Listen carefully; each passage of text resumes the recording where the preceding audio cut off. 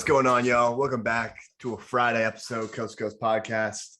Today, without Jose, he's got some class going on, but we wrap up. I mean, he's not even wrapping up the year yet. I think he goes on for like another month, but I know Carson and I are coming to an end of school, so it means more content coming out. Pay attention though. If you guys follow on Twitter, I'll make sure to repost. I've got some stuff going out with Sports Illustrated, some articles, so make sure you read those. We got a lot of NFL draft content coming up. I got a weekend episode with Chase coming up, talking about NFL draft. Without further ado, Carson, how's it going? And how about them Warriors? Good game last night. It was a great game last night. Hopefully we get the sweep. I'm really excited for this, man, because there's just a lot of young talent in the NBA. We're really blessed right now as fans to be getting just such a crazy amount of talent so fast. So this is what this episode is going to be all about. Showing love to those guys, the under 25 guys. Under 25, because I started looking at my list and I was like, oh shit, Donovan Mitchell's 25. I was like, never mind. It's just gonna be, and he's been interesting lately. So that Jazz team's looking bad. Jalen Brunson giving them the work. Honestly, we'll have a playoff episode coming after the first round, talking about some teams that surprised, didn't live up to expectations, so on and so forth. But we're gonna hop into our lists. I'll put a little graphic on the screen so you guys can follow along. With my first player on the list, I got to go with Luka. I mean, this man comes straight into the league and was immediately producing at an all-star caliber level. He's gotten better every single year. And it seems like this Mavericks team is really looking for him to come back, because not like they're doing bad. They're up 2-1 in the series against the Jazz at the time of recording. But he's just going to make them even that much better. Put him and Brunson in there in the backcourt, keep Dinwiddie off the bench. Do you see that Dinwiddie poster last night? That shit was filthy. But no, I got to go with Luka. He's the best rebounding guard in the league. He's the best. He's one of the most creative guards. He's got a whole package. He's kind of like a James Harden, like Houston, when he was just dominating like that. Kind of what it reminds me of. But you actually have a different number one. I mean, these two guys are top two. There's no argument for anyone else, in my honest opinion. You got the man out there in Boston, Jason Tatum. What do you guys say about him? Yeah, I want to make it interesting. I really value the defense, and this definitely, can be attested to a little bit of recency bias for sure. But I mean, this guy literally has blocked KD twice. He's playing fantastic defense. I really just value that slightly above what Luka brings to the table, because we're just not really sure yet if an all high rate guard can really win yet. I mean, Harden got close, but he had a guy like CP next to him.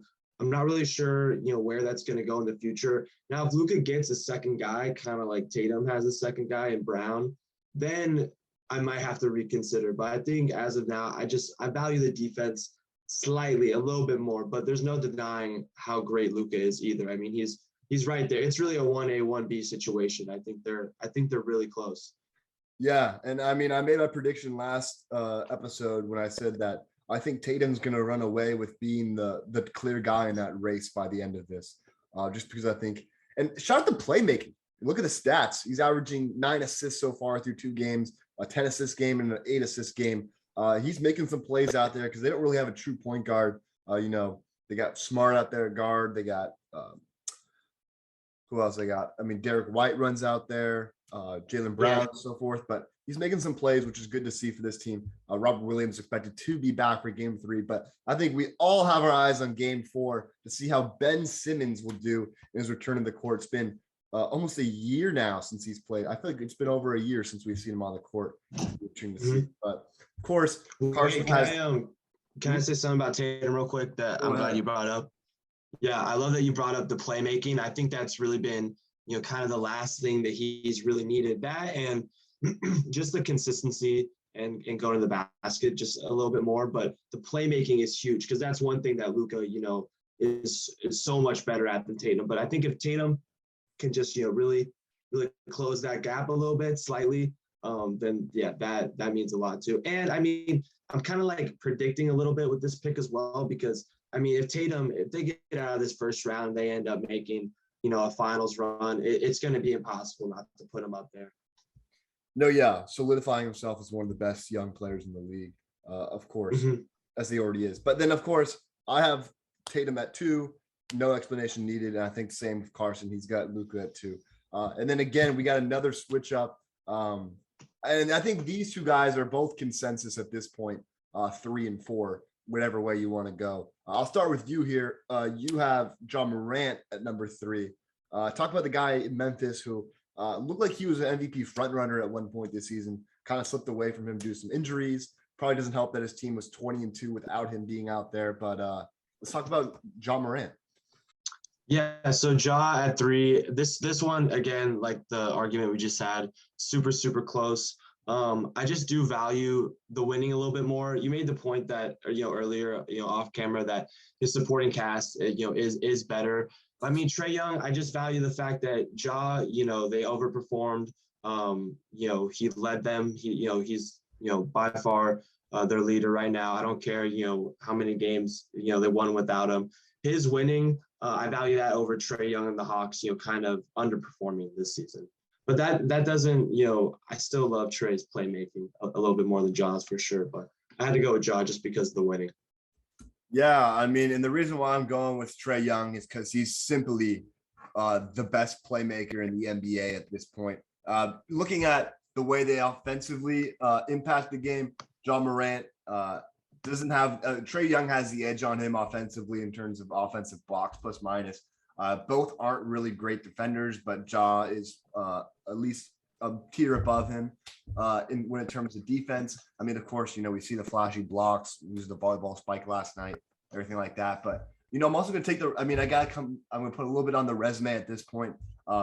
Trey Young has been consistently, he's been better throughout his entire career. I mean, he's got one more year on Ja, but Ja was a little bit sloppy last year, and that's kind of, I put him on our podcast. I said that he's a guy that's overrated, that need to step up, and of course, was a wake up call.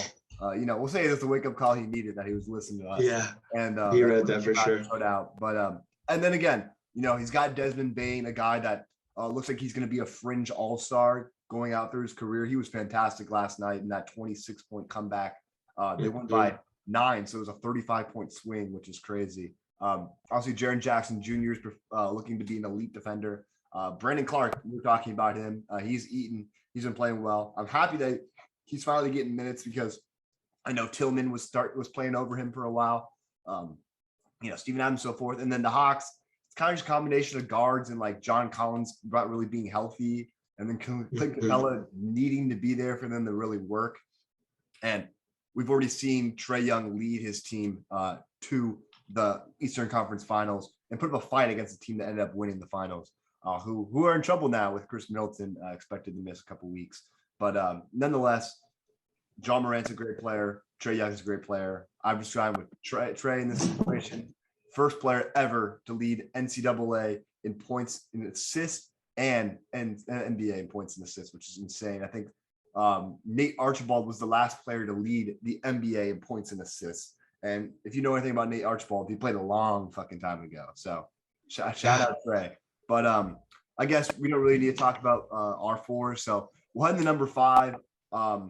Where we start to see more of a variety in our list. I got Lamelo Ball here. I know you have Anthony Edwards. A lot of having that to do with how he's been playing recently. But I just got to get Lamelo because he's been fantastic since the start of his career. Just taking a look at the stats for Melo Ball this season. Unfortunately, they weren't able to make the playoffs, but 20 points, 7.5 assists, almost 7 rebounds, shooting 39 from 3 and 43 from the field. Was an all-star this season as well. A plus defender as well for his position, especially due to the size that he has. I just think he's simply been more consistent than Anthony Edwards. I mean, he is the main focal star in his team, so you're going to see a lot more than that when it comes to the ball being in his hands. But that's just why, I was juggling a lot of players there, and I decided to run with Melo because I feel like he's been that guy. But there's nothing short of that, an extreme athlete. What do you got for Anthony Edwards at 5?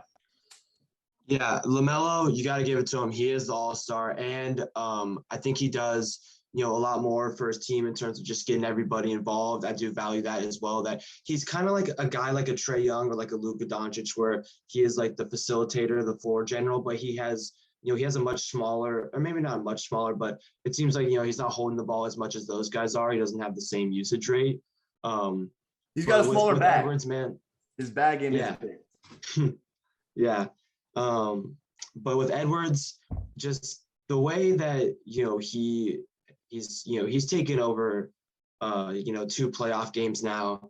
And I think he's just really been showing, like, he's just been giving us little flashes of this upside that is a guy that, is the best player, potentially in a playoff series. I mean, the way that he's taken over a couple of these games. And I think I value that and the ability to, in certain stretches and certain moments, he can be the best player on the floor and just take over, or slightly over Lamelo and his, his floor general, being awesome, getting everybody involved. Yeah. So, I mean, there's no wrong answers when it comes to these guys in these positions. I mean, unless we have the same guys in the 5 through 7, just in slightly different spots. Yeah, exactly. I would say there's none of those guys are good enough to break the top 4 yet, but they're a tier below. There's the 2 at the top, they're in their own tier. Then there's the 3 and 4, and then there's the drop off, and then it gets a little interesting when you get towards the bottom of the list. For number 6, definitely tiers for sure. Number 6, we got the same guy. A guy who's transformed his team, went from being the worst statistical basketball player in the 2020-2021 season in Darius Garland out of Vanderbilt to an instrumental piece into how this Cavaliers team was able to have a chance at the playoffs this year. Obviously, if it wasn't for the play-in, they would have been in the playoffs like any other normal year. But obviously, those days are far gone from us. But he had some impactful players alongside who are missing out on this list, such as an Evan Mobley or Jared Allen, even a guy that's under 25 as well. If we were going to like a 20, there'd be, those 3 Cavaliers on here. Yeah, and shoot, if one of them was healthy, who knows? We may have 4 Cavs. But nonetheless, I want you to talk about Darius Garland. Obviously, a great playmaker this year. He's got a bag. He's been scoring over 20 points a game. Inefficient as well. Why Garland?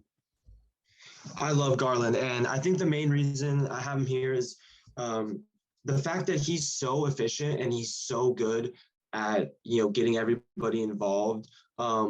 With a lot of guys that can't really it's hard for them to kind of create their own shot, and his usage rate is just crazy. I mean, he does everything for this team. He is really the only option they have on offense because they have a lot of guys that are really solid, are really great, but they just have a little bit of trouble creating their own shot. Unlike Garland, who is when he's off the floor, it's tough for them on offense. It really is. He is everything to them when it comes to the offensive side of the floor. And he's not the best defender or anything, but that's okay because everyone else backs him up on defense because the Cavs are really, really solid defensively. So Garland, I think a theme of this list is just guys that can score efficiently and get their guys involved as well. They're 2 of the 3 facets of basketball. The passing, the defense, and the offense. Yeah, and like you said, they lose a lot when he goes off the court, which is a huge reason why. Is Colin Sexton going to return to the team? I think that's a huge question mark for this Cavaliers team going into the offseason. We'll definitely cover that when we talk about offseason moves for these teams. And it sucks that Ricky Rubio went out because he was a guy that fit that role perfectly. He was playing well when Garland was not on the court. And it was sad to see him go injured, and I think he got traded eventually. I do want to say, though, I'm glad you brought up Rubio because I think going forward, I really like that type of guard, like, a secondary and, can also switch to being a primary playmaker because I think Garland is really great off the ball. I mean, he's out there moving, a lot like a Curry sometimes, to be honest, coming around a lot of screens. And I think his shooting and his range is like that dangerous where, a guy like Rubio, I think fits more than a guy like a LeVert who, didn't really play that well with him, or Sexton, the guys that are ball dominant, mostly ISO scorers. Exactly. Those are what those 2 guys provide. Going down the list, though, number 7, I have Anthony Edwards. You have Melo Ball. Anything you want to touch why you have Melo in that position over where I have him and vice versa? I just think the scoring is just a little inconsistent for me sometimes with LaMelo. I just feel like I'm just getting a little bit more from Garland and Edwards. But LaMelo, I mean, because you touched on it a little bit, I just think the bag, isn't as big, but he's gonna get there. I mean, he's the same age as Edwards. He's gonna develop that for sure. But I just think as of right now, I trust Garland and Edwards, scoring a little bit more than LaMelo. Yeah, and then with Edwards, I mean, a great step up from his rookie season to his sophomore season. Looking at the box, I mean, offensive and defensive box plus minus, it increased drastically in offensive. Still got to get his defensive up a little bit. He's got the potential to be a lockdown defender in the league with how athletic he is. But I just value what the other guys above the list have done over him. Already all-star selections for those guys. Anthony Edwards should have been an all-star, but there's just simply not enough space in the West when it comes down to it. But not much I really need to say. Comes number 8, we got two guys who kind of fly under the radar at times, I feel like, because there's a lot of guys on their team that tend to produce. With me, I got Bam Adebayo at number 8, a guy who is probably the third most popular player on his team at this point, since Tyler Hero everyone's obsessed with because he's Mr. Man. Jimmy Butler's also been awesome. And then there's Bam. And then you got Brandon Ingram, who had a fantastic game too against the Suns. I believe they're playing tonight if the time works up to that. We'll have to see how that goes with Devin Booker being out. But, man, he is showing out without Zion there. I want you to talk about Brandon Ingram because I have him on my list just a little bit down there. But what do you got to say about BI? Yeah, I mean, definitely, gotta throw some recency bias in there. But what he did, to Phoenix in that game too, and it is, one game, but he, the second half of the season, ever since they got CJ, both of them have been, one of the highest scoring duos in the league. He's just been, consistently 25 plus a game, efficiently. And what he did to the Suns was masterful, man. I mean, we're really seeing a guy that's really figuring it out right now. And someone that, he was an all-star, last year, 2 years ago? 2 years ago in 2019-20. Yeah, I mean, this is a guy that's been, I feel like right there, just kind of a lot more silently than everyone else, just because his team hasn't really been, all that great. But, he stayed right there with the rest of the guys on our list, and he really just, put it all together in that game against, Phoenix, who has, one of the best defenses in the league, and, they're a championship favorite. So a little bit of recency. And with Bam, the reason I kind of had Bam a little bit lower is I just feel like the offense has just, really, hasn't progressed at all. It's kind of actually gone backwards a little bit. I don't really think he's the same playmaker as we saw in the bubble. And I just think, the offense, I mean, he should really be, kind of punishing, the guys on the Hawks. They don't have Capella. It's really just Collins, a bunch of other guys. And he just, isn't really able to, put his imprint, offensively too much. But the defense is, oh my gosh. I mean, he probably would have been a finalist for Defensive Player of the Year if he was healthy the whole season.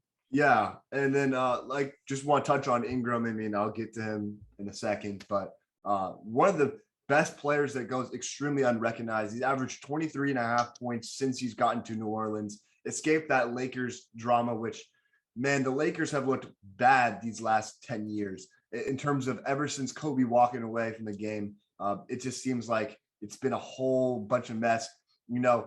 People talking about, is the bubble can you even give credit to the bubble team? Because it seemed like players were playing out of their minds there. There was no distractions, especially in LA. There's a lot of ideas and so on and so forth. But I don't need a sidetrack there. But Brandon Ingram, fantastic player. I think if he had a good defensive game, which I think he could with his length, he could be as high as 5 on this list because he's so talented offensively. And I think he shot a little bit worse from 3 this year, but that's probably because he doesn't have Zion alongside him, who, is going to draw so much attention. He's a gravity guy. People are going to come towards Zion when he's getting towards the rim. Pass out to Brandon Ingram, he's going to hit the shot. But talking about Bam, though, I mean, you mentioned the playmaking. That, of course, is going to happen when you add a guy like Kyle Lowry, who's going to be dominating the ball, passing it, assisting it. That's why he's just top down 2 points. But offensively, he increased his points per game while playing a whole minute less. And, sure, he hasn't been dominating, but the Heat haven't needed that from him because, they're up 3-0 in the series right now? Yeah, I think so. Yeah. They're up 3-0. 2-0, 3-0. Yeah, because they played in Atlanta, so they're up 3-0. Like you said, defensive, fantastic. He's the guy who he gets switched out on the perimeter. He's going to be able to guard those guys out there. I like what Bam brings to the table. It'll be interesting to see, though, how he plays throughout the rest of these playoffs, because that's going to be a big determinant on him, especially how he works on this list. But we're going to go to number 9, a guy who I think could legitimately – oh, go ahead. Yeah, I'm sorry. I didn't mean to cut you off real quick. That just reminded me of something, you said how he's going to look in the rest of the playoffs. Next series, because there's a 99.9% chance it's going to be them and the Sixers. His matchup against Embiid, that's going to be a real litmus test as to, whether, he'd move up a spot or two in my list. Because, he could – who knows? He could clamp up, Embiid for, a couple games or really, hold him for a series. And that would really change it for me, especially with how dominant Embiid's been offensively. Yeah. I mean, sure, I'm not no Eric Spoelstra, of course, but I feel like when it comes down to it, they got to have Bam, lock him down. You want to force the other guys in the perimeter to win the game for them. Harden has been bad these playoffs. He's notoriously known for being bad in the playoffs and coming up when it needs to be. Force a young guy like Maxey to make a play. Force a guy like Tobias Harris to make a play. Force a guy like Danny Green to make a play. Don't make Joel Embiid dominate you inside, because Bam gets in the foul trouble. You're throwing PJ Tucker on him. PJ Tucker's going to get dominated, despite PJ being a great defender. It's Joel Embiid. So it's Embiid. But no, like I was saying before we got sidetracked, number 9, a guy who I think could even push for the top 4 on this list if he has a fantastic season next year, is Cade Cunningham, the Pistons' number 1 overall draft pick. Missed a couple of games to start the season, but basically put up 17 points. What were the other stats? I think like 6 and 17, 5.5. A guy who he's got a decent supporting cast around him. Sadiq Bey is turning into one of the best 3-point shooters in the league. He's got a bag himself. They're hoping to get a top 30 pick, to be able to secure one of those guys, whether that be Chet, Paolo, or Jabari. I think a guy like Chet works perfectly for them. You play him alongside Isaiah Stewart at the 4. Don't put him at the 5 early on. I think you got to let him get into the game. Or maybe you get Paolo. I don't think Jabari fits with this team, but nonetheless, Cade, he's going to have a better team next year. High expectations for this guy, and I think he's going to deliver, because I knew ever since coming out of Oklahoma State, I knew this guy was going to be a dog. He was my number 1 prospect, with my number 2 guy, unfortunately, not being on this list, but it's just because there's so much talent. Scotty Barnes, honorable mention. I love that guy. But nonetheless, Cade Cunningham, what are your thoughts about Cade? How do you see him going next year, especially with the progression of talent in the Pistons? Cade, there's definitely a really strong argument. He has the most upside, on this list to, I think Luka and Tatum are set up there at 1 and 2, but really Cade, it's, only his rookie year. He really does have the potential to really kind of skyrocket, maybe in that, 3 through 5 range. You said it. He's special, man. What he was doing this year, he was another guy like Garland that he was really, kind of their whole offense, but also he doesn't really need the ball. He's not really ball dominant either. He really gets the ball out. He works well, off the ball, because he's a great 3-point shooter, or maybe, he's a good 3-point shooter right now, but I think he, can really translate and be a great 3-point shooter. That's only going to get better, I feel like.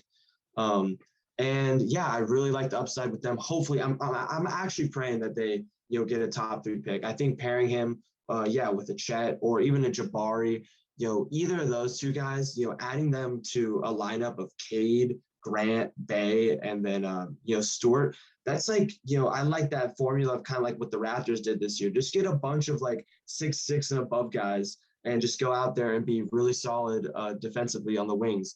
And Cade, he's a true point guard. I love how, he runs their team. And if I'm Detroit, man, because of this guy and hopefully because of the top 3 pick, I'm like, man, this is the best that I felt, probably in 15 years, or maybe, 12 years, 13 years, if you're a Pistons fan. So he's going to be one of the greatest Pistons of all time if he stays there. I have no doubt about it. And like you said, 6'6", 6'6", 220. He's not a LaMelo Ball where he's got a skinny frame. He's a big guy, 220. He's going to be he's already a good defender. He's going to be a great defender. averaging almost one of each steal and block. Good numbers, advanced wise. I like what I'm seeing from here. So number 10. Keep him and Bay together. You got to keep him and Bay. I really like Bay too. I mean, obviously Cade has, higher upside and everything, but Bay, I really like him as like a second or third guy with Cade. Yeah, exactly. But heading into number 10 though, I don't need to talk much about my guy, Brandon Ingram. We already talked about him. I already gave my spiel about him. I couldn't put him on my list, but damn, I wanted to put this on my list.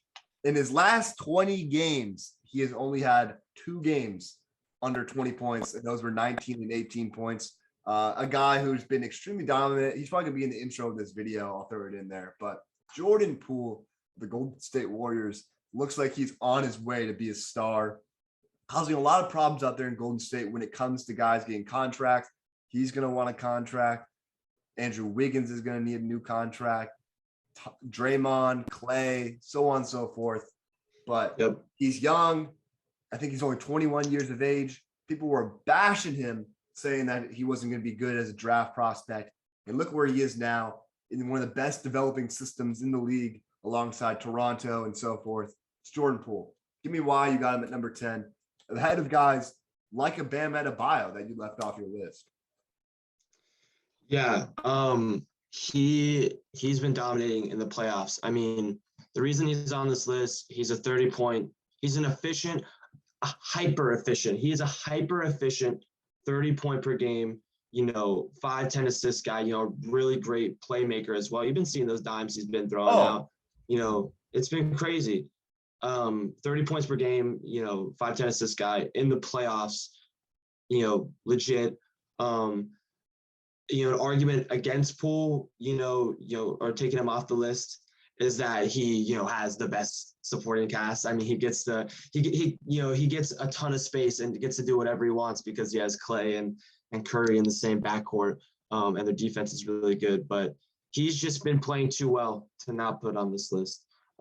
He could only go 10 though, I think, just because of the 20 games, 25 games you mentioned in this spurt. But he really has kind of been like this all year. It's just been, a little bit more intensified in the playoffs and been a little bit more efficient. But he's really been doing this all year, and I'm proud of him. I'm proud that he's getting the love that he's been deserving, because he really should have been most improved player, man. He's for sure by far the most improved player. This guy was in the G League last year. Now he's dropping 30 in the playoffs, and he's a legit guy. And dude, sky's the limit, man, because the Warriors, we're looking like we're going deep in the playoffs. And if he's doing this in, the later rounds as well, I mean, come on, man. Come on. Yeah. There's a world he keeps doing this the whole playoffs. And I think that thought alone is why he cracked my list. There's a lot of future bets with my list. A lot of future bets. He'd have to be dominant throughout the playoffs for him to break my list. I put him over Ingram if he was dominant. But like you said, hyper efficient. His true shooting percentage is 84% in these 3 games against Denver. Just to put that in perspective, that's fucking insane. Yeah. His splits, 60% last night, 50%, 71.4% from 3, and then shooting above 62.5% in all 3 of those games.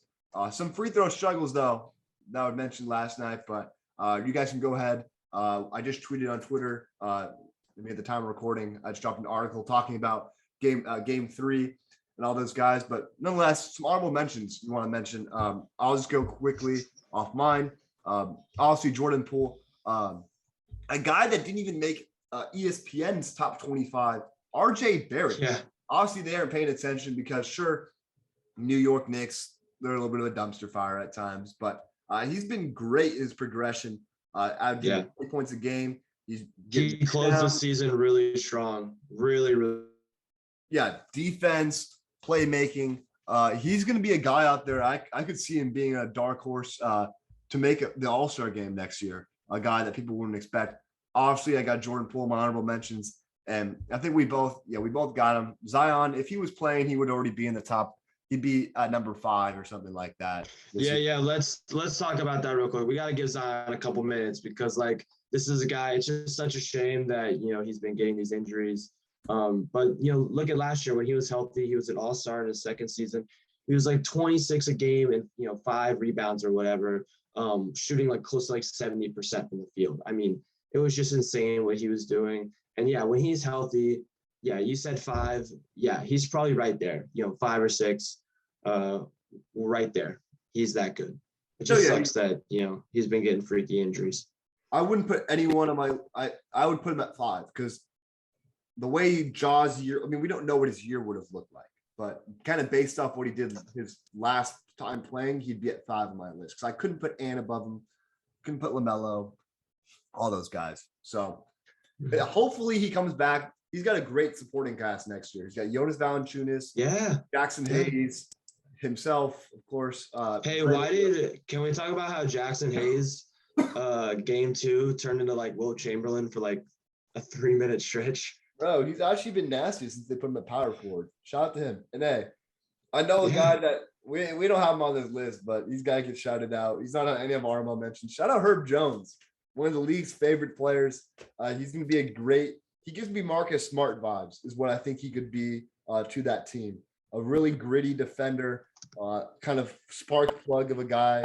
But yeah, how about your honorable mentions and your other guys you want to talk about? Herb Jones, one of the best perimeter defenders in the league, not just for rookies, like in the league. Bam, of course, was like right there as well. It was really tough to leave him off, but he's like number 11, if I would have had that. But we talked about Zion. RJ is a great pick. I'm really glad you talked about him because, yeah, he really did close out the season super strong. Maxey, 38 points, game 1 of the playoffs. He's been really great all series.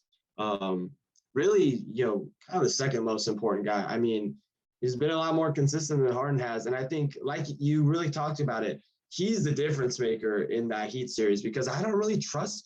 I'm kind of going into that series thinking that Harden is going to get clamped up and he's not going to play that well against a really elite Heat defense. I mean, look what they did to Trae. Look what they've been kind of doing to Trae. I think that's kind of what it's going to look like for Harden. And it's going to really be on Maxey to step up and be that second scorer alongside Embiid. So I got him in the honorable mentions. I mean, there's so many. Can we just have kind of a big board? There's just a ton of guys we just got to give a little quick shout out. Shea would have probably been on this list like last year or something. Yeah. Shea's in there. Mobley, Halliburton, Ayton's great. I mean, he is, starting center and, low key, almost an all-star on a top team. Triple J. See, who else am I missing? I'm glad you gave Herb Jones some love. Mm-hmm. I mean, whenever you're done talking about these guys, I want to know some dudes that you think can make the jump into this top 10 next year, who you think had the most potential, and maybe some guys you think that could potentially slip with new players coming to their team, situations, and so on and so forth. I think the first guy that comes to mind is Mobley. Yep. Mobley, I think out of all those guys that I kind of just mentioned, the guys that are like, the honorable mentions, like the 11 to 20 range or whatever, I think he's the first guy that comes to mind that like, I kind of expect him to low key be an all-star next year. If not, he was almost kind of there anyways. I think he's a guy, he has like generational upside, I think. And I hope he taps into it because the defense is great. The playmaking is really great, surprisingly. And I think the offense, which is a lot better than I think either of us could have expected this year, is only going to get better. And when that comes around, it's going to be disgusting. So I think, him getting in that top 10, you talked about Scott. Your guy, Scotty Barnes, he was fantastic. I couldn't have thing I expected from him. So before you get to if you have anyone else, but I got to mention this. Last go ahead. The end, the regular season, 22.5 points, 4 rebounds, 3 assists, shooting 40 from 3, 47.8 from field. Who do you think I'm talking about? Is that Scotty? Nah, it's Jaylen Green. Oh, he had a fantastic end of the year. A guy that they should be adding a top 5 pick to their roster as well. I could see him getting into the top of this list. especially with the bag he's got. He can score like no one's business. And like you said, he had a bad start to his rookie season. No doubt about that. Like he should have been benched, all that stuff. And then came around last 20 games, like I just talked to you guys about, 22.5 points a game, good efficiency. He can definitely crawl into this list. Trying to think of some other guys that are like, I mean, I like that you mentioned Green because his rookie year, I feel like, I'm not comparing him to this guy, but I think the way his rookie year went was really similar to Trey Young. I mean, remember how bad Trey Young was in his first half of his rookie year, and then the second half, he really turned it on, and we're like, oh yeah, like this is why this guy's a freaking top 5 pick, and turned out to be who he was. But yeah, Jaylen Green, really closed out the year. What do you think about Giddey? You think they're just his team's never going to let him get that good? They're going to hold him back? Like, what's your thoughts? I like Giddey, but I just don't think the offense is, I think light years behind some of the guys that we just brought up. And I think, I mean, he has games, he had that game against the Knicks where he had like a 30-point triple-double. I think, if that improves, I love the playmaking and passing.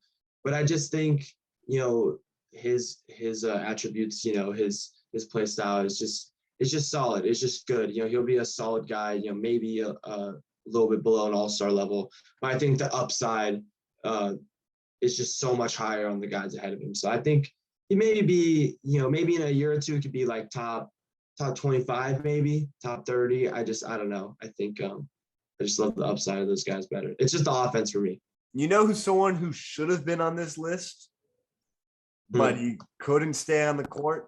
Michael Porter Jr. Yeah. Should have 100%. And what about Murray? Is Murray under 25? I would like to say potentially. He is 25. He just turned 25. Oh, I just turned 25. Okay. But Michael 24. So yeah, I mean, that's a guy that, he was doing it in the playoffs. I mean, in the bubble, he was off the rails. He's already shown that, he's like that in the playoffs. Yeah, that's a shame. I feel so bad for the Nuggets because, imagine this series, with the Warriors playing at the level they've been playing at. Imagine that offensive firepower against Jokic, Murray, Porter Jr. I mean, that would be an insane series. Okay. But I'm just going to remind you what his 2020, 2021 stats were. And you might be baffled if you don't recall. 19 How many games? 61. So not bad.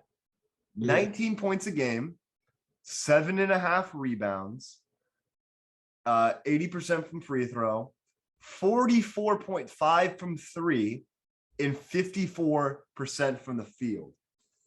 At 6'9", 6'10", he's got an offensive game that's unlimited. But he's got to be on the court. And that's been his problem since Mizzo. Now it's in the NBA. He's got to be on the court because if he is, he can dominate like no one's business. Yeah. And, I like you said about the bubble, I fell in love with him in the playoffs. A guy which is an endless bag.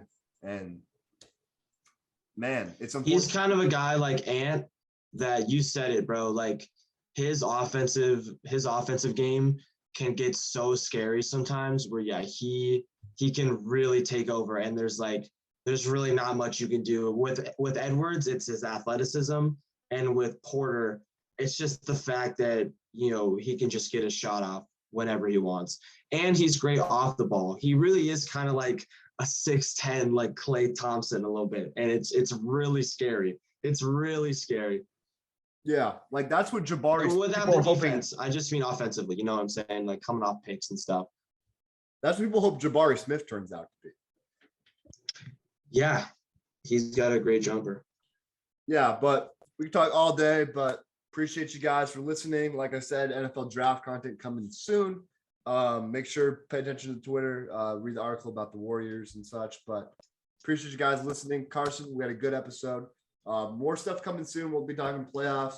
Might look at some NFL talk about how teams' off seasons are after the draft because draft's Thursday, so big moves coming there. See how teams are going. Debo Samuel potentially on the move. That's so sad. What are we doing? That damn jersey's sitting in my closet. I don't even want to think about it. But nonetheless, though, it's Coast to Coast Podcast. As always, signing out. Peace.